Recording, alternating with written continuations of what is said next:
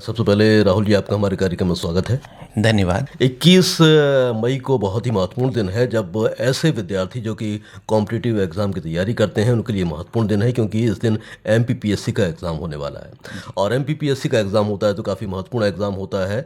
और हालांकि अब जब 2-3 दिन का वक्त रह गया है, तो इन अंतिम लम्हों में सबसे पहले तो आप क्या एक मोटिवेशनल बात कहना चाहते हैं हमारे विद्यार्थियों से, स्टूडेंट्स से?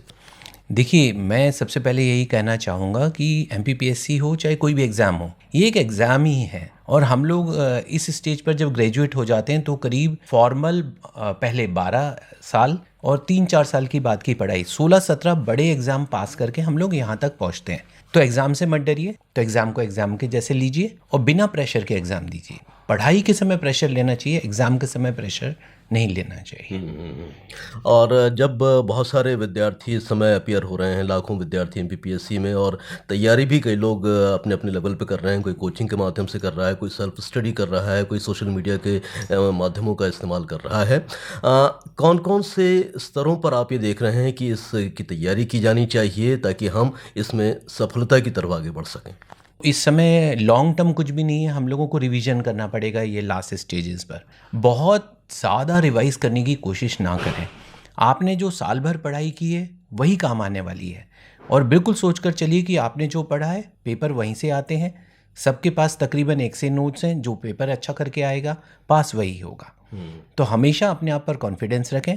आपके पास जो मटेरियल है उसी को दोहराएं, नया कुछ पढ़ने की कोशिश ना करें। आखिरी समय में नया पढ़ेंगे और कन्फ्यूजन होगा। तो हमेशा जो मटेरियल आपने हमेशा साल भर इस्तेमाल किया है, प्रयोग किया है, आप उसी को प्रयोग करें आगे।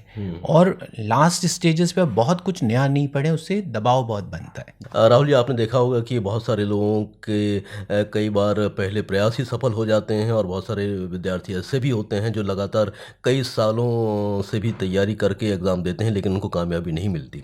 ऐसे लोग बहुत सारे पसोपेश में होते हैं कि इस बार हमारा क्या होगा, बहुत सारी मन में मंथन चलता रहता है। तो इसे लेकर आप क्या कहना चाहते हैं हमारे विद्यार्थियों से? देखिए, बच्चों को मैं हमेशा ये कहता हूँ, मेरी खुद की भी फिलॉसफी है, देयर इज़ नो फेल्यूर। असफलता नहीं होती कभी भी, हर बार हमें एक नया अनुभव मिलता है। अगर आपका पहले कभी परीक्षा फेल हुई है या आप उसे एग्ज़ाम नहीं दे पाए, या एग्ज़ाम हुआ तो लेकिन आपका चयन नहीं हुआ, इससे कोई अंतर नहीं पड़ता। मेरे पास ऐसे बहुत से बच्चे हैं जो 12-12 अटेम्प्ट के बाद फर्स्ट रैंक सेकंड रैंक लगाई है उन्होंने एमपीपीएससी में। और अगर कोई ऐसा सोचे कि 6 अटेम्प्ट 7 अटेम्प्ट 8 अटेम्प्ट में किसी का पास हो रहा है, तो वो टिके रहे इस फील्ड में। उन्हें कॉन्फिडेंस था मैं करूँगा, तो उन्होंने किया। तो ये मत सोचिए कि कोई पहले प्रयास में पास हो या आखिरी अटेम्प्ट में 40 साल की उम्र में पास हो, दोनों में कोई अंतर नहीं रहता। जिस बार आपकी पढ़ाई की मैच्योरिटी लेवल, परिपक्वता स्तर परफेक्ट होगा, आप पास होंगे। तो उस परफेक्शन को पकड़ना चाहिए। सही कहा आपने कि परफेक्शन को पकड़ना बहुत ज़रूरी है, और ये सोचकर हमें इन एग्ज़ाम की तैयारी करना चाहिए कि एक ना एक दिन हम इसमें कामयाबी की तरफ बढ़ेंगे, भले ही पहले प्रयास में ना हो या दूसरे प्रयास में ना हो। अच्छा, हम जानना चाहते हैं कि जब एग्ज़ाम होता है जिस दिन, तो उस दिन कौन कौन सी ऐसी तैयारी हमें करना चाहिए ताकि हम जब एग्ज़ाम हॉल में पहुँचते हैं तो हम मेंटली भी फ्री रहें, और बाई चांस कोई चीज़ इंस्ट्रक्शंस पढ़ने के बावजूद हमारी कुछ मिस हो जाती है, तो फिर ऐसे में हमें कौन कौन सी बातों का ध्यान रखना चाहिए? देखिए, सबसे इम्पॉर्टेंट है, परीक्षा देने के पहले आप जब भी पेपर खोलें, गहरी सांस लीजिए, पेपर को एक बार देख लीजिए। पेपर में जो जो कंफर्टेबल पोर्शन है आपके, पहले आप उनको करिए। ज़रूरत नहीं है कि शुरुआत हम कठिन प्रश्नों से करें, उस प्रेशर से हमारे आसान प्रश्न भी गलत हो जाएंगे। तो पहले हम इजी क्वेश्चन से करें, दोनों के नंबर बराबर हैं, कठिन प्रश्न के भी और आसान प्रश्नों के भी। तो हमेशा आसान से शुरू करिए, इससे आपका कॉन्फिडेंस आएगा। फिर कठिन क्वेश्चंस की तरफ जाइए, और बिल्कुल समय लेकर करिए। एमपीपीएससी का पेपर कंपैरेटिवली जल्दी हो जाता है, तो आपके पास 2 घंटे हैं। जल्दबाजी में पेपर मत करिए, पूरा समय लीजिए और बिल्कुल आराम से पेपर करिए। ये पेपर बहुत डूएबल होता है, बहुत आसानी से करने लायक होता है, और कट ऑफ भी कोई बहुत 100 में से 100 नहीं जाते। जैसा ट्रेंड चल रहा है 60 से 70 से 80 के बीच में कट ऑफ हर साल चलता है। तो अगर आप एक फेयर देखें, आपको 100 नहीं लाने, तो प्रेशर मत लीजिए। राहुल जी, हमने देखा है कि यूँ तो एक पैटर्न पर ये आधारित ये एग्ज़ाम होता है, लेकिन कुछ सालों में हमने ये स्थिति भी देखी जब पैटर्न भी कुछ बदला हुआ आया है और जिसे देखकर विद्यार्थियों के मन में भी आश्चर्य हुआ है। तो इस बार भी आपको ये लगता है कि इस तरह के कोई आश्चर्यजनक चीज़ सामने तो नहीं आएगी? विद्यार्थियों की जो तैयारी जो करते हैं वहाँ जाकर उनको वो प्राप्त नहीं होता है जो वो तैयारी कर रहे हैं? देखिए क्योंकि 2 दिन बचे हैं तो मैं बच्चों को एक अगर मैं अभी नई सूचना दूँ तो थोड़ी गड़बड़ है। बट होता क्या है, यूपीएससी ने मीटिंग ली थी एमपीपीएससी के अलावा बाकी पीएससीज़ के लोगों की। धीरे-धीरे पूरे देश भर में सारी एमपीपीएससी परीक्षाएँ वगैरह भी ये सब यूपीएससी जैसी हो जाएँगी। इसी दौर में ये परीक्षा थोड़ी कठिन होती जा रही है। लेकिन जैसे-जैसे परीक्षा कठिन हो रही है, प्रश्न कठिन हो रहे हैं, कट ऑफ नीचे गिरता जा रहा है। तो पहले जहाँ एमपीपीएससी में 90 कट ऑफ जाता था, आज 68-70 में बच्चे पास हो जाते हैं। यूपीएससी में लोग 42 में पिछले बार बच्चे 100 क्वेश्चन में से 42 कट ऑफ गया। इससे हमें कभी नहीं घबराना चाहिए कि पेपर टफ हो जाएगा। टफ होगा तो कट ऑफ नीचे चला जाएगा। तो हमको तो अपना फेयर अटेम्प्ट करना है। हम बिल्कुल निर्मल प्रयास कर रहे हैं। हम उसमें कोई दोष नहीं छोड़ेंगे। बस ये सोच के चलना चाहिए।